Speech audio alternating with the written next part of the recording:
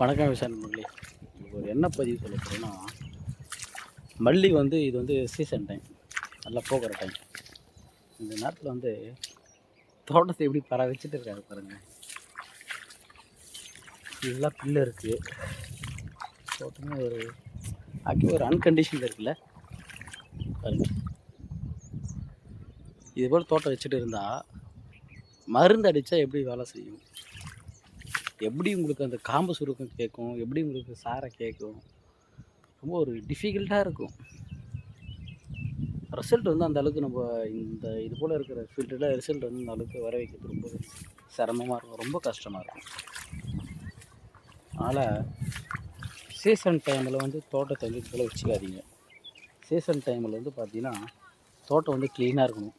அப்போ தான் நல்லா ரேட்டு போகும். தோட்டம் ரொம்ப குச்சி குச்சியாக இருக்குது, துளிரே வராமல் இருக்குது. அண்ணனுக்கு ஒரு தரமான செட்டிங் தந்து இந்த குச்சி குச்சியாக இருக்கிறதுல எவ்வளோ பூ வர வைக்கணும்னு சொல்லிட்டு அண்ணன் சொல்லியிருக்காரு. ஸோ ஓகே, அதெல்லாம் பிரச்சனை இல்லை, நம்ம தரமாக தந்துடுவோம்னு சொல்லிட்டு செட்டிங் ஒன்று தரப்போகிறோம். ஒரு 5 டேங்க் 50 லிட்டர் தண்ணிக்கு செட்டிங் ஒன்று சொல்கிற நோட் பண்ணி வச்சுங்க. பட்டி ஒரு 100 ml, பரிஸ்கார் ஒரு 50 ml, 19 பார்த்தீங்கன்னா ஒரு 250 கிராமு, ஈத்தேன் சைபர் ஒரு 100, டெஃபிகனாசோல் சல்ஃபர் பார்த்தீங்கன்னா ஒரு 100 கிராமு, கம்பல்சரி சிலிகான் ஒட்டு பாசை ஒரு 25 ml. இதுதான் ஷேக்மெண்ட்டு.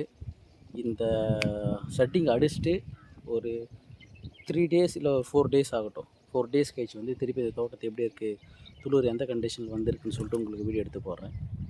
ஓகேங்களா? வேணும்னா நான் இந்த வீடியோ சேவ் பண்ணி வச்சுங்க. கரெக்டாக ஒரு 4வது நாள் திருப்பி தோட்டத்தில் துளிர் எப்படி வந்திருக்கு, இந்த செட்டிங் அடிச்சுன்னு சொல்லிட்டு வீடியோ எடுத்துகிட்டு போடுறேன். நோட் பண்ணி வச்சுங்க. வேறு எதனாலும் சந்தேகங்கள் இருந்தாலும் கமெண்ட் பண்ணுங்கள், உங்களுக்கு ரிப்ளை பண்ண வெயிட் பண்ணிட்டுருக்கேன். ஓகே, பாய்.